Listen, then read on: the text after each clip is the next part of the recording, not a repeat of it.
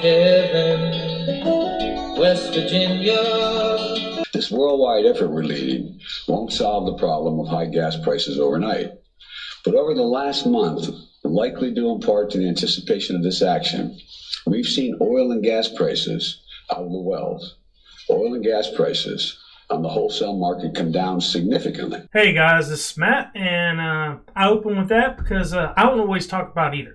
And especially with gas prices supposedly going down and the price of oil going down, which is not the case. We're going to go ahead and go over that and look at the actual numbers, and I will explain to you what is going on and why the numbers haven't went down. Now, what has actually happened is gas has only went down 3 cents since last month. Now, the Biden administration is trying to take this as a win and trying to make it like, oh, if it wasn't for us opening up the U.S. reserves of oil and gas, it wouldn't have went down 3 cents and helped you out. 3 cents. That's it. And the other interesting thing is where this oil went to. Now, I'm going to go over that right now. U.S. oil reserves released by Joe Biden to go China and India will not put a dent in the U.S. gas prices here at home. 2 weeks ago, Joe Biden announced he was going to open up the U.S. oil reserves. This was after he spent the last year blocking pipelines and production here in the United States. Now, we know the oil reserves are expected to go to India and China. Who could have guessed it? And this move by Joe Biden will not put a dent in the U.S. gas prices at the pump. According to the AAA website, U.S. gas prices will not be affected at all after this move. Alright guys, I'll be honest with you. I don't think it would have affected the gas prices in the United States if we would have kept those barrels of oil here anyway. Don't get me wrong. Should we kept it? Absolutely. Should it went to China? No. But if it would have stayed here, would it affect the gas prices here? No. And the reason is because there's only 50 million barrels. We use 18 million barrels per day. It will last 2.5 days max. And it would affect the gas prices like it already had by 3 to 7 cents depending on where you are, or 0, which is really nothing overall. And would that affect our inflation? No. Be honest with you, inflation hasn't changed at all. It stayed the same as it is because they know it's going to bounce back to where it was. So why would they change the prices of anything? It'd be dumb for them to do so. And then when it comes to it going to China and India, why did it go to China and India? It's because China and India right now, they are having some economic issues like we are, especially with inflation. And when it comes to China, they're having a housing collapse kind of like we did in 2008. And they're going through that. And when it comes to India, their issues is mostly inflation as well as the virus that's causing most of their issues. So we sent that oil there because those 2 countries are the 2 biggest countries when it comes to producing items for the rest of the world that's getting shipped out everywhere because they have the largest manufacturing areas in those 2 countries. So we sent it there in order to hope it would actually help their economies and help ours later on and down the line with inflation. But it's just 50 million barrels. And the thing is, that's going to last a little longer with those 2 countries because they do not use oil to create electricity. What they use, 80%, both countries are 80%, they use coal. So since they use mostly coal, both those countries, they're not going to need as much when it comes to oil or gas.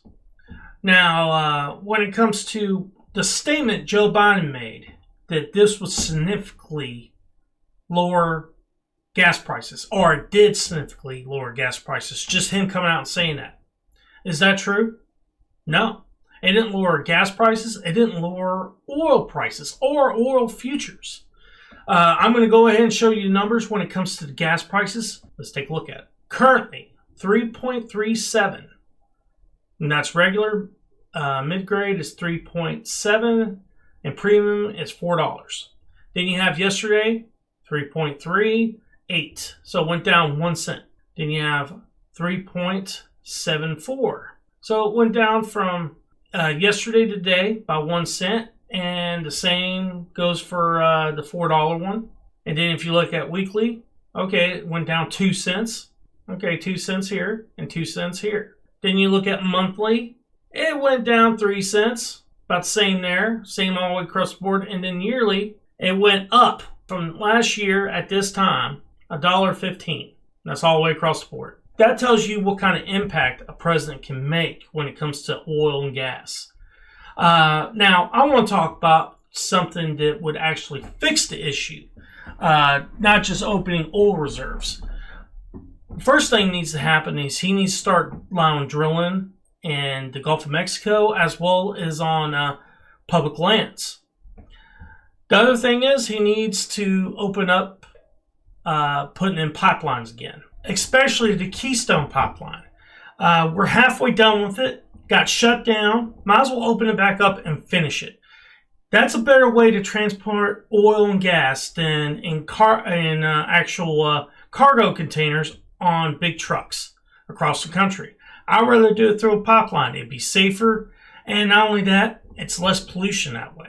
But the thing I didn't understand about shutting down the Keystone Pipeline, you shut it down, but then you drop sanctions against Russia so they could finish their pipeline from Russia to Germany, and that means Europe will be on the tit of Russia when it comes to oil and gas. It made no sense to me. Not only that, when you stop producing oil and gas at an abundance in the United States, that hurts Europe. And the reason is because all the extra oil and gas we had, we were selling it to Europe in order to keep their oil and gas down there. That was the main reason we actually stayed in Iraq. And that's where a lot of that oil and gas went to. It didn't go to us. It went to Europe. And that's why there's actually pipelines being built now from Iraq, Saudi Arabia, even Iran into Europe to try to get more oil and gas from other countries other than Russia. But Russia's trying to shut that down in order to keep Europe on their oil and gas, and they can keep raising it up. And I think it doesn't make sense why Joe Biden would do that, because not only is he hurting us when it comes to jobs and the price of gasoline in the United States, he's hurting Europe overall as well. So in a nutshell, the only ones that are benefiting at the price of oil as it stands right now is OPEC and Russia. Now, the only time they actually make a pretty good profit off the price of oil is when it's around $80 a barrel. And where they really want it at is at $120 a barrel. That's when they're making tons of money. That's where they want it at. The United States, we want it at around $40 to $50 a barrel because we're making plenty of money. Not only that, the price of gasoline is around $2 a gallon at that time. That's like the sweet spot for the United States. It's the sweet spot for Russia and OPEC when it's around $80 to $120 a barrel. So we're definitely in conflict with these two entities when it comes to oil and gas. And I don't see us finding a good spot with them when it comes to that. So that's why Trump's policies were so effective in the United States when it came to oil and gas for us. Yes, did it hurt Russia and OPEC? Yes, it did. But that's not a horrible thing. OPEC has way too much power anyway over the price of oil. And Russia, they have too much power over Europe when it comes to oil and gas, because that's where Europe gets most of their oil and gas from, is from Russia. And they had an alternative source from the United States when we had overabundance of it and we're selling it to them. But that has changed with the Biden administration. And the Biden administration's put Europe as well as pretty much United States citizens and the rest of the world in a little bit of a pickle when it comes to him ending drilling in Gulf of Mexico as well as on public lands. But guys, this is the end of the video. I hope you enjoyed. Please hit like and subscribe. It helps the channel grow. Peace.